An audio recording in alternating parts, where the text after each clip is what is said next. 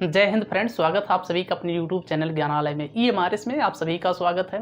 आज का हम लोग का एक न्यू टॉपिक है डायरेक्शन एंड डिस्टेंस। सर्वप्रथम हम लोगों ने पढ़ने का काम किया जो हमारा रीजनिंग है, जो आप सभी के सिलेबस में है। उसमें जो सिलेबस थे तो उसी के अकॉर्डिंग हम लोगों ने देखा था कैसे हम लोग इस टॉपिक को कवर करेंगे रीजनिंग सिलेबस को। तो सर्वप्रथम हम लोगों ने वहाँ पर समझने का प्रयास किया था जो सीरीज एंड सीक्वेंस था। इसके बाद में हम लोगों ने देखा वहाँ पर कि ब्लड रिलेशन के जो प्रश्न होते हैं उनको कैसे सॉल्व किया जाता है, किस पैटर्न पर या कितने टाइप से प्रश्न पूछे जा सकते हैं उनको देखा। इसके बाद में थर्ड टॉपिक हम लोगों ने देखा कि जो सीटिंग अरेंजमेंट यानी कि जो बैठक व्यवस्था पर आधारित प्रश्न बनते हैं उनको हम लोगों ने सॉल्व करने का प्रयास किया। उसमें जितने भी पैटर्न पर क्वेश्चन बन सकते थे उन सभी को हम लोगों ने देखने का प्रयास किया।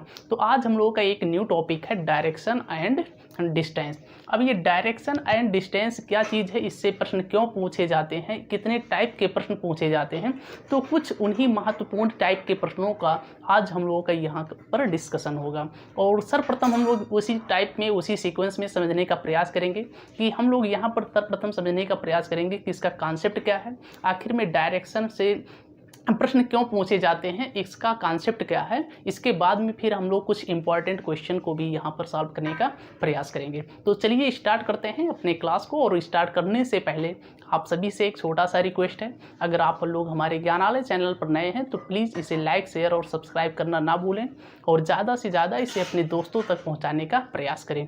ओके, चलिए स्टार्ट करते हैं अपने क्लास को और इसको समझने का प्रयास करते हैं कि आखिर में ये जो डायरेक्शन एंड डिस्टेंस होते हैं इसका कॉन्सेप्ट क्या चीज़ है।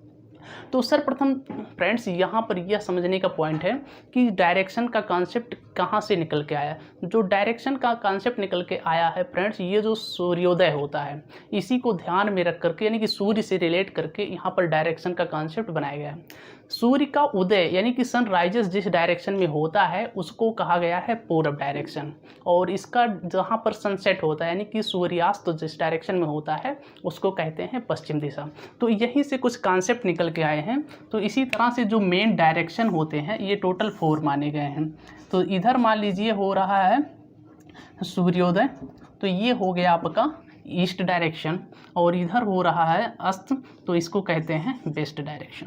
इसके बाद में जस्ट इसके अपोजिट साइड को कहा जाता है, ये अपर साइड को इसको कहते हैं नॉर्थ, और इसको कहते हैं इसके अपोजिट डायरेक्शन को साउथ डायरेक्शन। तो जो मेजरली 4 डायरेक्शन होते हैं वो होता है ईस्ट, वेस्ट, साउथ और नॉर्थ। ये होते हैं 4 डायरेक्शन मेन।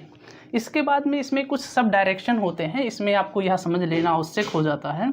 तो ये हैं सब डायरेक्शंस होते हैं, और इन सब डायरेक्शन को मिला के सब टोटल जो डायरेक्शन हो जाते हैं 8 हो जाते हैं। ये जो सब डायरेक्शन है ये कौन कौन सा है, चूँकि ये जो डायरेक्शन आप देखेंगे तो ये नॉर्थ और ईस्ट के मध्य में आ रहा है, तो इसलिए इस डायरेक्शन का जो नाम हो जाता है ये नॉर्थ ईस्ट डायरेक्शन हो जाता है, और इस डायरेक्शन को हम लोग सब डायरेक्शन के नाम से जानते हैं।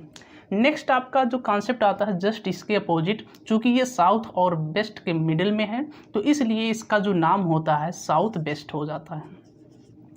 नेक्स्ट आपका जो है आप ये सब डायरेक्शन, ये अगर आप ध्यान से देखेंगे तो ये साउथ और ईस्ट के मध्य में है, तो इसका जो डायरेक्शन का नेम हो जाएगा साउथ ईस्ट हो जाएगा। जस्ट इसी के अपोजिट अगर आप आएंगे तो पाएंगे ये नॉर्थ और वेस्ट के मध्य में है, तो इसलिए इसका जो नाम हो जाएगा नॉर्थ वेस्ट हो जाएगा।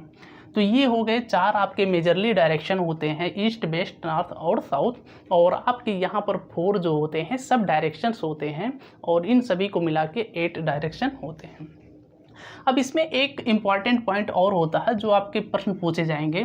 यहाँ से मान लीजिए कोई व्यक्ति है वो स्टार्ट करता है किसी भी पॉइंट से, उसका स्टार्टिंग पॉइंट जो होगा वो जहाँ से चलना स्टार्ट करेगा वहाँ पर हम लोग एक पॉइंट मान लेंगे। अब वो अगर नॉर्थ डायरेक्शन में जाएगा तो इसलिए हम लोग यहाँ पर ऐसे एक ऊपर लाइन खींच देंगे।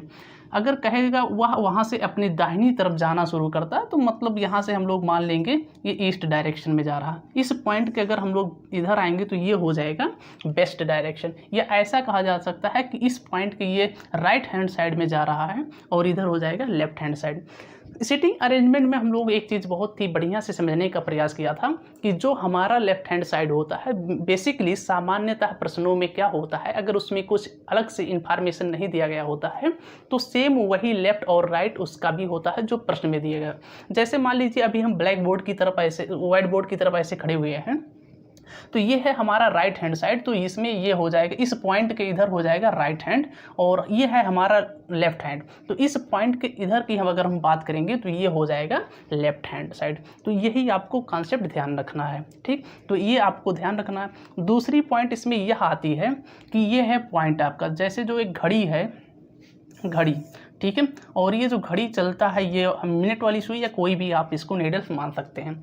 जो घड़ी चलती है इस डायरेक्शन में चलती है, तो इसको हम लोग कहते हैं क्लॉकवाइज, या इसी को कहते हैं दक्षिणावर्त। क्वेश्चन में आपको देखने को मिलेगा कि वह दक्षिणावर्त मुड़ता है या वामावर्त, तो उसका मतलब समझ जाइएगा, जब क्लॉकवाइज होगा यानी कि दक्षिणावर्त होगा, तो वो जिस डायरेक्शन में क्लॉक यानी कि घड़ी की सुई घूमती है ये होता है, यानी कि इसके मूव करने का डायरेक्शन जो हो जाएगा ऐसे हो जाएगा। अब इसी का जस्ट अपोजिट हो जाएगा, यानी कि इसको कहते हैं एंटी क्लॉकवाइज यानी कि वामावर्त। तो आपको यह चीज़ ध्यान रखना है। जैसे मान लीजिए अभी एक व्यक्ति है यहाँ पर खड़ा है, ठीक है, अब यहाँ से इसको कहा जाए ये क्लॉकवाइज मुड़ता है तो ये इधर हो जाएगा, और एंटी क्लॉकवाइज मतलब इस डायरेक्शन में हो जाएगा।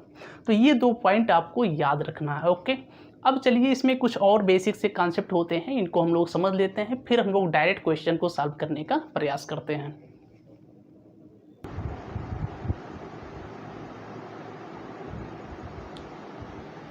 तो आइए अब हम लोग कुछ और थोड़ा सा कॉन्सेप्ट और इसमें छूटा हुआ है उसको एक बार देख लेते हैं, फिर हम लोग डायरेक्ट क्वेश्चन पर चलते हैं। कॉन्सेप्ट क्या है फ्रेंड्स, जैसे जो ये डायरेक्शंस होते हैं, अब यहाँ पर मान लीजिए क्वेश्चन में आपसे कहा जाए कि कोई व्यक्ति है 3 टाइम राइट हैंड साइड में टर्न होता है, यानी कि ऐसा एक व्यक्ति है जो 3 बार दाएं मुड़ता है। अच्छा, कोई व्यक्ति है अगर 3 बार बाएं मुड़ता है तो उससे अच्छा है कि उसको एक बार बाएं मोड़ दीजिए, ठीक है। जैसे कहने का मतलब क्या है, अभी हम इधर देख रहे हैं, इधर है, जैसे एक व्यक्ति है 3L = होता है राइट, यानी कि प्रश्न में कहीं आपको ऐसा देखने को मिल जाए कि एक व्यक्ति है जो 3 बार अपने दाईं तरफ मुड़ता है, तो आप बताइए कि उसका मुख किस डायरेक्शन में होगा। तो आप डायरेक्ट उसके स्थान पे एक बार उसको दाएं, अगर दाएं कहेगा तो बाएं मोड़ दीजिएगा, और अगर बाएं कहेगा तो आप उसको दाएं मोड़ दीजिएगा। इसका मतलब क्या हुआ कहने का, जैसे मान लीजिए अभी कोई व्यक्ति है, उसका मुख इस डायरेक्शन में, नॉर्थ डायरेक्शन में है, अब वो 3 टाइम दाएं दिशा में मुड़ रहा है, मतलब एक बार इधर हो गया, इधर हो गया, और इसके बाद में इधर। अब इसका मुख किस डायरेक्शन में हो गया, पश्चिम डायरेक्शन में हो गया। जब ये 3 बार मुड़ रहा है तब अब आप इसको क्या करिए, डायरेक्ट इसको, अभी ये दाएं तरफ मुड़ रहा था, एक बार इसको किस डायरेक्शन में मोड़ दीजिए, ऐसे खड़ा था, अब आप इसको ऐसे मोड़ दीजिए, ठीक है। यानी कि एक बार इसको हमने क्या किया, दाएं ना मोड़ करके बाएं मोड़ दिया, यानी कि 3L के स्थान पे आप लोग क्या कर सकते हो, एक बार वहाँ पर राइट लिख सकते हो, यानी कि बाईं तरफ मोड़ सकते हो। ये हो गया पॉइंट। अब एक चीज़ और इसमें ध्यान रखना, कभी कभी प्रश्न ऐसे होते हैं कि उनको कई टाइम टर्न किया जाता है, यानी कि मोड़ा जाता है, ठीक है, कई 11 टाइम्स बाएं तरफ, ठीक है, और मान लो ऐसे आ जाए 7 टाइम्स दाएं तरफ अगर मोड़ा जाएगा, तो इस कंडीशन में आपको ध्यान रखना है कि ये कैंसल आउट हो जाते हैं। जैसे मान लो ये 4L है, ठीक है, 4L मतलब क्या होता है, 0 उसी डायरेक्शन में है। कोई एक ऐसा बंदा है, अगर मान लो वो ऐसा, मतलब जैसे मान लो उसका मुख है नॉर्थ डायरेक्शन में है, अब उसको आप 4 टाइम्स मोड़ दीजिए, चाहे दाएं या बाएं, तो उसका मुख सेम उसी डायरेक्शन में आ जाएगा। अगर वह उत्तर की तरफ देख रहा है तो उसको 4 बार मोड़िए, चाहे दाएं या बाएं, तो सेम उसका मुख फिर किस डायरेक्शन में आ जाएगा, उसी डायरेक्शन में आ जाएगा जिस डायरेक्शन में वह पहले से देख रहा होगा।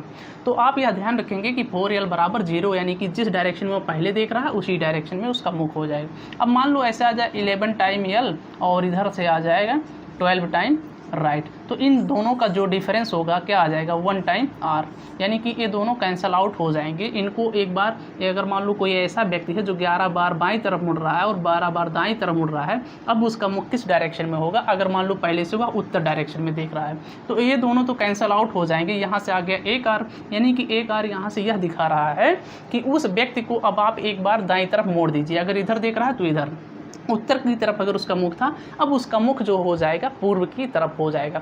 तो इस तरह से अगर पैटर्न आएगी तो इन दोनों का डिफरेंस ले लीजिए, और जिस डायरेक्शन में वह देख रहा होगा उसी डायरेक्शन में, अब लेफ्ट आएगा तो लेफ्ट मोड़िएगा, राइट आएगा तो उसको राइट डायरेक्शन में आप लोग मोड़ दीजिएगा, ओके। ये था फर्स्ट कॉन्सेप्ट। अब इसके बाद में एक और आता है डिग्री पर, यानी कि एंगल पर आधारित।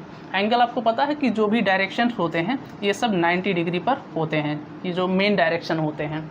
अब ऐसे जब आ जाए तो पहले आप लिखिए क्लॉकवाइज और दूसरा लिखिए एंटी क्लॉकवाइज। जैसे मान लो एक ऐसा व्यक्ति है, पहले हुआ 45 डिग्री राइट हैंड साइड मुड़ता है, फिर इसके बाद में 45 डिग्री राइट हैंड साइड मुड़ता है, ऐसे करके है, ठीक है, 45 राइट हैंड साइड। मतलब राइट हैंड साइड का मतलब क्या हुआ कि अगर ऐसे कोई व्यक्ति है और वो ऐसे मुड़ रहा है, यानी कि क्लॉकवाइज मुड़ रहा है, तो यहाँ पर आप लिखिए पहले 45 हो गया, फिर मान लो 45 हो गया, अब अगेन मान लो 135 हो गया। अब इस तरफ से मान लो आ जाए कि वह बाईं तरफ मुड़ रहा है, ऐसे है तो ऐसे मुड़ेगा, यानी कि एंटी क्लॉकवाइज है। तो एंटी क्लॉकवाइज मान लो वह पहले 60 डिग्री मुड़ रहा है, फिर 90 डिग्री मुड़ रहा है, इस तरह से मुड़ रहा हो, तो आप क्या करिएगा, इन दोनों का सम निकालिएगा। एक बार क्लॉकवाइज का निकालिएगा और एक बार एंटी क्लॉकवाइज का निकालिएगा। अब इन दोनों का निकाल लीजिए आप डिफरेंस। क्या करना है, पहले क्लॉकवाइज और एंटी क्लॉकवाइज का आपको निकालना है सम, और उन दोनों का निकालना है आपको डिफरेंस। अब इसी प्रश्न में जैसे आ गया ये 90 दूना 180, 180 और 60 कितना होता है 240 डिग्री आ गया, और इधर 45 दूना 90 और 9 3 12 हो गया 225, ठीक है, इधर आ गया 225। अब इन दोनों का आप डिफरेंस निकाल लीजिए, 240 है और 225 है, यानी कि डिफरेंस कितना आ गया 15 डिग्री।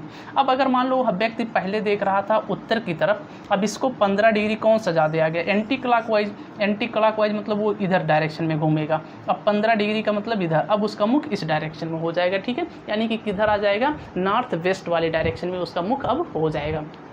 तो ये दो कॉन्सेप्ट आपको ध्यान रखना है, ये बहुत ही इंपॉर्टेंट कॉन्सेप्ट होते हैं और इसी की सहायता से हम लोग प्रश्न को सॉल्व करते हैं।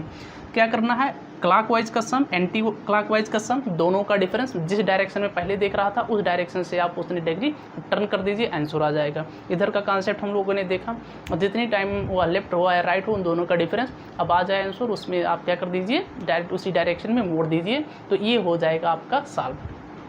अब एक चीज़ और यहाँ पर समझना है, जैसे मान लो जो सूर्य है, कोई व्यक्ति है, सुबह का टाइम है और सूर्योदय का समय, तो उस व्यक्ति की जो परछाई होगी किस डायरेक्शन में बनेगी, पश्चिम डायरेक्शन में बनेगी। और इसी तरह से ठीक होता है कि जैसे मान लीजिए जब सूर्यास्त होता है, कोई व्यक्ति अगर खड़ा है तो उसकी परछाई किधर बनेगी, पूरब दिशा में बनेगी। तो ये दो पॉइंट आपको ध्यान रखना है। तो इस पर भी प्रश्न बनते हैं कि मान लो सूर्यास्त के समय कोई व्यक्ति खड़ा है, उसकी परछाई उसकी दाएं तरफ बन रहा है, तो उसका मतलब मुख किस डायरेक्शन में, इस पर कुछ प्रश्न आते हैं। अभी हम लोग इसको प्रश्नों के माध्यम से समझने का प्रयास करेंगे। तो ये था फ्रेंड्स बेसिकली डायरेक्शन में जो मेन कॉन्सेप्ट होते हैं, क्या अप्लाई होता है, कैसे सॉल्व किया जाता है। अब चलिए हम लोग यहाँ पर कुछ प्रश्नों के माध्यम से समझने का प्रयास करते हैं। चूँकि ये कॉन्सेप्ट बहुत ही छोटा सा टॉपिक है, बहुत ही आसान सा टॉपिक है, इसको हम लोग एक ही क्लास में निपटाने का प्रयास करेंगे। ओके, चलिए फ्रेंड्स देखते हैं प्रश्न संख्या 1। प्रश्न संख्या 1 क्या है कि रमेश उत्तर की ओर जाता है। रमेश उत्तर की ओर जाता है, दाएँ मुड़ता है, फिर से दाएं मुड़ता है, यानी कि 2 बार वह दाएं मुड़ता है और फिर बाएं मुड़ जाता है। अब रमेश किस दिशा की ओर जा रहा है, फाइनली वह रमेश किस दिशा में जा रहा है, तो ये आंसर आपको फाइंड आउट करना है। अभी कुछ नहीं पता, मान लो अभी रमेश यहाँ है, तो यहाँ से ये नॉर्थ डायरेक्शन हो गया, इधर जा रहा है। इसके बाद में ये अपने दाईं तरफ मुड़ता है, यानी कि पूरब की तरफ मुड़ जाएगा। अगेन ये किस डायरेक्शन में मुड़ता है, अपने दाईं तरफ मुड़ता है, तो ये हो गया इसका 2 टाइम्स, ये किस डायरेक्शन में मुड़ गया, दाएं साइड। लास्ट में फाइनली वह अपने बाईं तरफ मुड़ जाता है, यानी कि इस डायरेक्शन में मुड़ जाता है। अब ये बताना है कि वह किस डायरेक्शन में जा रहा है, तो आप यहाँ पर अब एक लाइन ऐसे ड्रा कर लीजिए। ये ईस्ट होता है, ये वेस्ट होता है, ये नॉर्थ हो गया और ये साउथ हो गया। अब आप सभी लोग बता सकते हैं वह किस डायरेक्शन में जा रहा है, ईस्ट डायरेक्शन में जा रहा है। तो इस प्रश्न का राइट आंसर हो जाएगा फ्रेंड्स, पूर्व दिशा हो जाएगा। क्या हो जाएगा, पूर्व दिशा की ओर वह जा रहा है। चलिए अब देखते हैं प्रश्न संख्या 2। तो चलिए फ्रेंड्स अब हम लोग देखते हैं प्रश्न संख्या 2 और इसको सॉल्व करने का प्रयास करते हैं। सेम कॉन्सेप्ट वही है। प्रश्न संख्या 2 कुछ इस प्रकार है कि एक मनुष्य उत्तर पश्चिम की ओर मुख करके खड़ा है। ठीक है, उत्तर पश्चिम मतलब क्या कि अगर ये डायरेक्शन है तो ये वाला डायरेक्शन हो जाएगा उत्तर पश्चिम। मुख करके खड़ा है, वह पहले दक्षिणावर्त 90 डिग्री और फिर वामावर्त 135 डिग्री घूमता है। अब वह किस दिशा की ओर मुख करके खड़ा है। यहाँ पर मान लो अभी यहाँ पर 2 ही टाइम यहाँ पर मोड़ा गया है इसको, एक क्लॉकवाइज और एक एंटी क्लॉकवाइज। पहले वह मुड़ता है 90 डिग्री, इसके बाद में और एंटी क्लॉकवाइज वह 135 डिग्री मुड़ता है। तो वो वहाँ पर कितनी भी टाइम घुमा दे, आप लोगों को वहाँ पर नहीं घूमना है। ठीक है, इसमें करना क्या है, आपके पास जो फार्मूला है सेम वही कि अब यहाँ पर मान लो ये 2-3 टाइम या जितनी बार वो घुमा पाए वो घुमाते रहें वही। ठीक है, क्वेश्चन में आपके पास बस एक ही फार्मूला है, क्लॉकवाइज, और दूसरा क्या है, एंटी क्लॉकवाइज। क्लॉकवाइज कितना है 90 डिग्री, दक्षिणावर्त मतलब क्लॉकवाइज और वामावर्त मतलब एंटी क्लॉकवाइज। कितना है 135 है। इन दोनों का आप डिफरेंस निकालिए, ठीक है। डिफरेंस आप जब निकालेंगे तो 135 माइनस 90 करेंगे तो आ जाएगा आंसर 45 डिग्री। अब पूछ रहा है कि उस व्यक्ति का मुख किस डायरेक्शन में है। पहले उसका मुख का डायरेक्शन कहाँ था, नॉर्थ वेस्ट में था, यानी कि उत्तर पश्चिम में था। अब इसको 45 डिग्री, अब यहाँ पर किस डायरेक्शन में आप घुमाओगे, किस एंगल का मान ज़्यादा है, तो एंटी क्लॉकवाइज यानी कि वामावर्त दिशा में वह ज़्यादा बार घुमा है, ठीक है। तो उसी डायरेक्शन में इसको घुमा दीजिए। अच्छा ये है, इधर अगर आप घुमाएंगे इसको तो ये हो जाएगा क्लॉकवाइज। आपको इसको 45 डिग्री घुमाना है, किस डिग्री में, एंटी क्लॉकवाइज यानी कि वामावर्त दिशा में। तो ये देखो, ये जो एंगल होता है पूरा, ठीक है, ऐसे ये खड़ा है, यहाँ से यहाँ तक होता है पूरा 90 डिग्री, और ये चूँकि 45 डिग्री पर पहले ऑलरेडी खड़ा था, तो यानी कि 45 डिग्री और ऐसे टर्न कर जाएगा, यानी कि इधर से ऐसे आ जाएगा ये। तो ये था अभी नॉर्थ वेस्ट में, अब इसका मुख का डायरेक्शन हो जाएगा वेस्ट में, ठीक है। तो इस क्वेश्चन का राइट आंसर हो जाएगा पश्चिम दिशा। अब उस व्यक्ति का मुख किस डायरेक्शन में है फ्रेंड्स, तो पश्चिम दिशा में है। इसी तरह से वह कितनी भी डायरेक्शन में घुमाएं, आपको पहले क्लॉकवाइज निकालना है और इसके बाद में एंटी क्लॉकवाइज निकालना है, और उन दोनों का डिफरेंस निकाल के जिस भी डायरेक्शन का ज़्यादा होगा मान, जैसे वह ज़्यादा बार अगर वामावर्त में घुमा होगा तो वामावर्त घुमा दीजिए जिस डायरेक्शन में पहले देख रहा था, और अगर ज़्यादा टाइम वह मान लीजिए दक्षिणावर्त में अगर वह घूम रहा होगा तो उसको दक्षिणावर्त घुमा दीजिए, बस आंसर निकल के आ जाएगा। सेम कॉन्सेप्ट यही है। नेक्स्ट अब देखते हैं प्रश्न संख्या 3। राजू उत्तर दिशा की ओर 30 मीटर चलता है। अभी आपको ये नहीं पता है कि वो कहाँ है, कैसे चलता है, तो आप कोई एक ऐसा पॉइंट पढ़िए और एक पॉइंट बना लीजिए। यहाँ पर दिख रहा है ना, आपको नहीं दिख रहा है, यहाँ पर देखिएगा, ठीक है।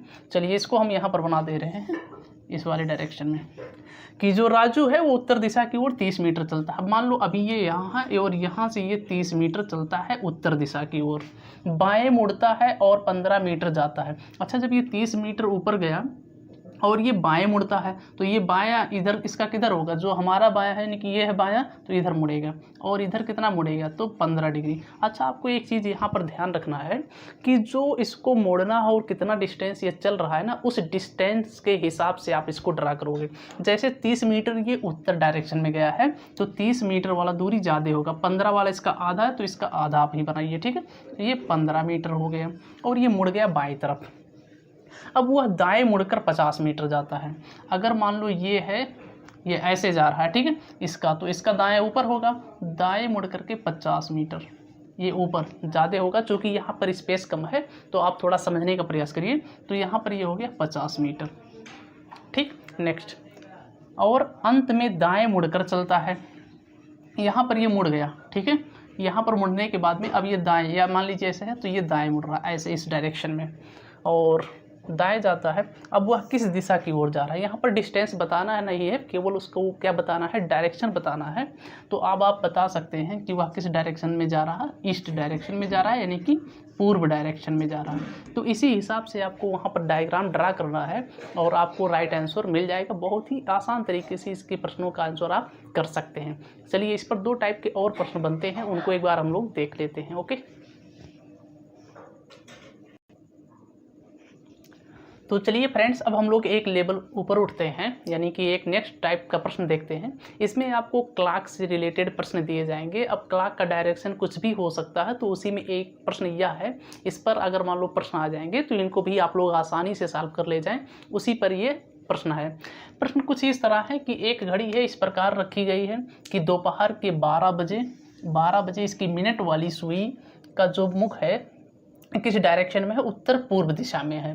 तो दोपहर 1:30 बजे यानी कि 1:30 बजे, यानी कि 1:30 बजे इसकी घंटे वाली सुई की दिशा जो होगी किस डायरेक्शन में होगी। अब यहाँ पर आपको समझने की बात यह है, में दिया गया है मिनट की सुई और पूछा गया है घंटे वाली सुई। तो आपको यह समझना होगा कि जो 12 बजते हैं जब, या कोई भी समय जब बजता है तो घंटे और मिनट वाली सुई ओवरलैप होती है। हालांकि वो अलग बात है, उसमें कुछ थोड़ा सा डिफरेंस आ जाता है, लेकिन आपको ये चीज़ ध्यान रखना है कि अभी आपको यही मान के चलना है कि उनमें क्या होता है, जब भी समय बजता है वह 12 जब बजेगा तो 12 बजे क्या होगा कि जो मिनट वाली सुई होगी और जो घंटे वाली सुई होगी एक दूसरे पर ओवरलैप कर जाएंगी, कि एक ही डायरेक्शन में होंगी। तो यहाँ पर बताया गया है कि जो इसका मुख है मिनट वाली का, वो किस डायरेक्शन में है, उत्तर पूर्व दिशा में है। यानी कि अगर आपका ये है डायरेक्शन, ठीक है। अब इसको मान लीजिए आपका ये है क्लॉक, और अभी है इसका मुख का डायरेक्शन इस डायरेक्शन में, यानी कि इधर ये मिनट वाली भी सुई होगी और इधर ही ये होगी आवर वाली भी, यानी कि मिनट और जो घंटे का डायरेक्शन है वो किस डायरेक्शन में है, उत्तर पूर्व डायरेक्शन में है। अब ये कह रहे हैं कि 1:30 बजे जो घंटे वाली सुई है उसका मुख किस डायरेक्शन में होगा। अब आपको यहाँ पर एक चीज़ समझना होगा कि जो पूरा ये डायल होता है इसमें टोटल 360 डिग्री का एंगल बनता है, और यहाँ पर आपको यह चीज़ ध्यान देना है कि यहाँ पर पूछा गया है घंटे वाली सुई का। तो घंटे वाली सुई का मतलब क्या होता है कि पूरा यहाँ पर टोटल एक डायल में 12 घंटे होते हैं, और रेलवे वाली घड़ी आप मान के मत सॉल्व करिएगा, ठीक है। तो यहाँ पर जनरली जो घड़ी होते हैं उसमें 12 नंबर तक होते हैं, यानी कि उसमें 12 बजते हैं, यानी कि टोटल 12 घंटे में जो घंटे वाली सुई होती है वह 360 डिग्री ट्रेवल कर लेती है। कितने? 12 घंटे में 360 डिग्री ट्रेवल कर लेती है।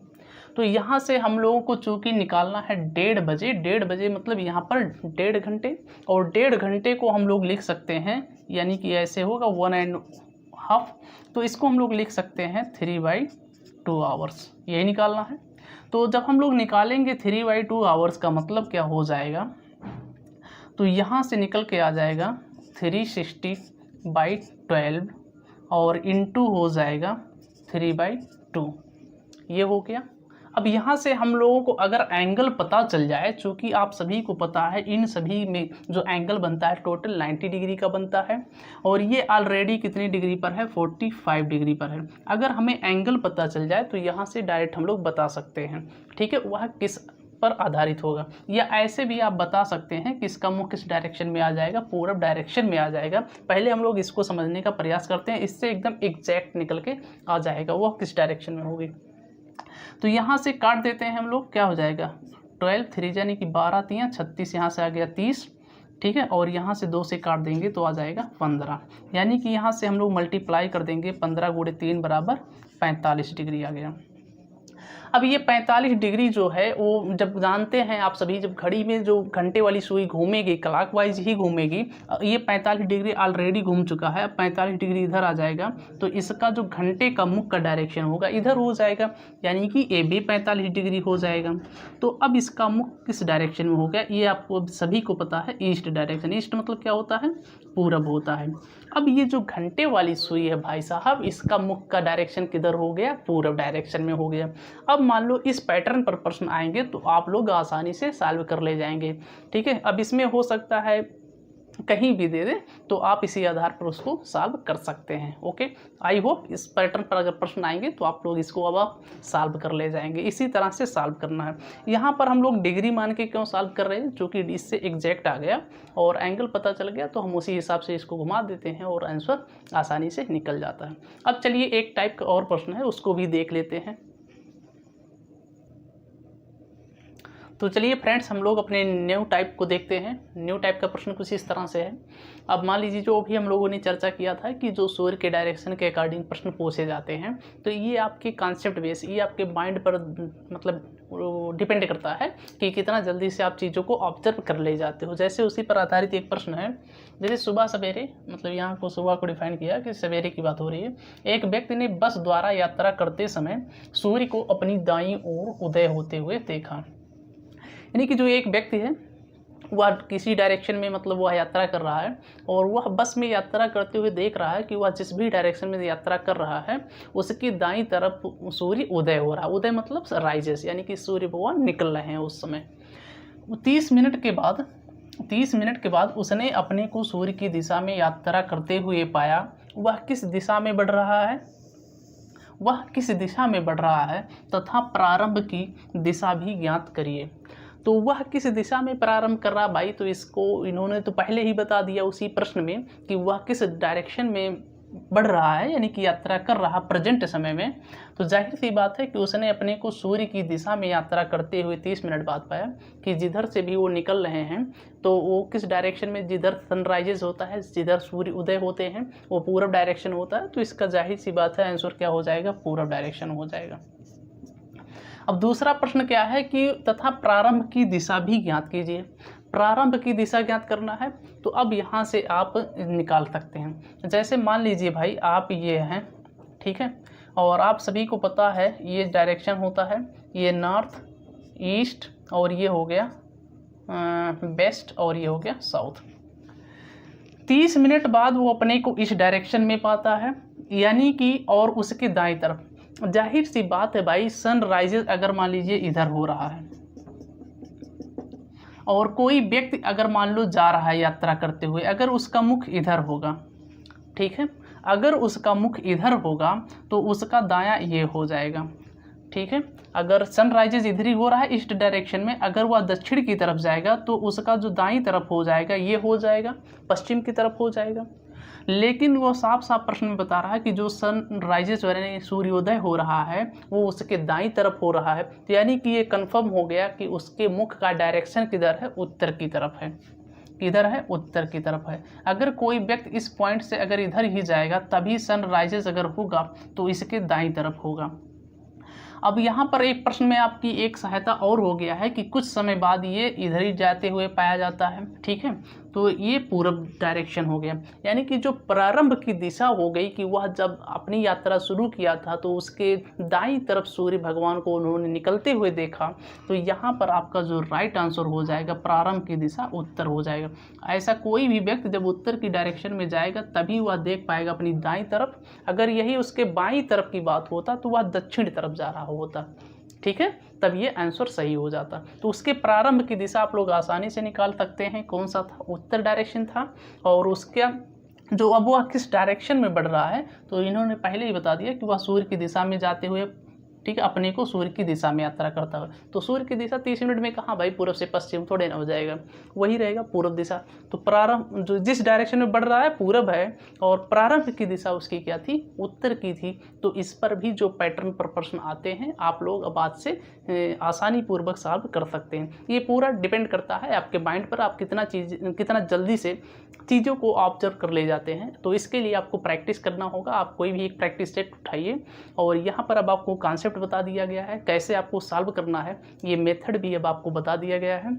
अब आप लोग इन सभी प्रकार के प्रश्नों को आसानी से सॉल्व कर सकते हैं। तो आई होप फ्रेंड्स, अब मान लो इस टाइप पर जो भी प्रश्न आएंगे उनको आप लोग सॉल्व कर ले जाएंगे। चलिए एक टाइप का प्रश्न और है, इसको सॉल्व करके इस क्लास को समाप्त करते हैं।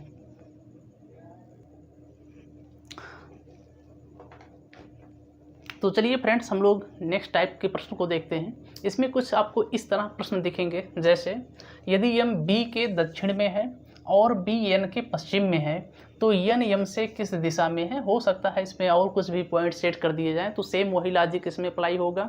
अगर इस पे प्रश्न आते हैं तो आप लोगों के एग्जामिनेशन में जो आएंगे बहुत हाई लेवल के प्रश्न नहीं आएंगे, तो उसी को ध्यान में रखते हुए हमने सभी प्रश्नों को या सभी टाइप को यहाँ पर कवर करने की कोशिश की है, ठीक है। तो ये है प्रश्न कि यदि यम बी के दक्षिण में है, यम कहाँ पर है, बी के दक्षिण में है, ये यम है, और ये कहाँ पर है, बी के दक्षिण में। यानी कि दक्षिण कहाँ पर होगा, जब बी ऊपर होगा, और ये इसके कहाँ पर हो जाएगा, यहाँ पर बना देते हैं भाई साहब, यम हो गया और ये हो गया बी। उत्तर दक्षिण का मतलब एक व्यक्ति ऊपर होगा और एक नीचे होगा। आपको जब डायरेक्शन पढ़ाया गया था, जब कॉन्सेप्ट में भी हम लोगों ने देखा कि ये नॉर्थ है, ये साउथ, ये ईस्ट और ये है वेस्ट, ठीक है, इस तरह से। अब ये बी हो गया और बी के किस डायरेक्शन में है, ये दक्षिण में है, तो हमने ऐसे यहाँ पर एरो ड्रा कर दिया। नेक्स्ट क्या है प्रश्न है कि बी जो एन के पश्चिम में है, एन के पश्चिम में है कौन, बी है, तो बी यहाँ पर है। अब भाई बी कब एन के पश्चिम में होगा, यहाँ पर बैठाएंगे तो एन खुद पश्चिम में हो जाएगा, ऊपर बैठाएंगे तो नॉर्थ में हो जाएगा। यानी कि एन को हम लोग कहाँ पर बैठाएंगे, नॉर्थ में बैठाएंगे, ओके। तब ये एन के कंपैरिजन में बी किस डायरेक्शन में हो जाएगा, पश्चिम डायरेक्शन में हो जाएगा। इस कॉन्सेप्ट को आपको ध्यान रखना है, किसको कहाँ बैठाना है, और उसी के अकॉर्डिंग अगर आप क्वेश्चन को ध्यान से पढ़ के सॉल्व करेंगे तो बहुत ही आसानी से ये प्रश्न सॉल्व हो जाते हैं, ओके। चलिए अब यहाँ पर क्या पूछा गया है भाई कि यन यम से किस दिशा में है, यानी कि ये जो यन है यम से किस डायरेक्शन में है। जब हम लोग ब्लड रिलेशन पढ़ रहे थे तो वहाँ पर ये जो से वर्ड है इसका बहुत एक इम्पॉर्टेंट रोल था, ठीक है। अगर ये नहीं पता है तो हम प्रश्न का आंसर सही सॉल्व करके, सही डायग्राम सॉल्व करके उसका आंसर गलत कर सकते थे, लेकिन हम लोगों ने समझने का प्रयास किया था कि से के माध्यम से कैसे ये आसान हो जाता है। तो यहाँ पूछा गया कि यम से यन किस डायरेक्शन में है, मतलब यम का नहीं बताना, यन का बताना है किस डायरेक्शन में है। अब आप लोग देख सकते हैं यहाँ पर एक ऐसे लाइन ड्रा करिए, जिस पॉइंट से जिसका डायरेक्शन निकालना हो वहाँ पर आप ऐसे तुरंत बना लीजिए। अब ये हो गया ईस्ट और ये हो गया आपका नॉर्थ, और इन दोनों के मिडिल में कौन है, एन है। अब आप आसानी से आंसर कर सकते हैं ये किस डायरेक्शन में है, नॉर्थ ईस्ट डायरेक्शन में है।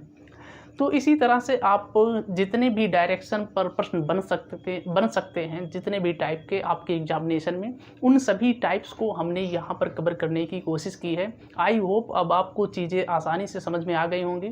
आप लोग आसानी से डायरेक्शन पर आधारित जो प्रश्न बनते हैं उनको सॉल्व कर ले जाएंगे। आप लोगों से एक छोटा सा रिक्वेस्ट है कि आप पूरे क्लास को, हमारी जो पूरी क्लास होती है मैक्सिमम 30 मिनट की क्लास होती है, तो इसमें आप लोग कोशिश किया करिए कि पूरा क्लास अटेंड करिए, क्योंकि हम हर एक प्रश्न जो लाते हैं उसमें एक अलग कॉन्सेप्ट होता है और ये कई टीचर्स का और कई बुक का ये आपको कंक्लूजन मिलता है।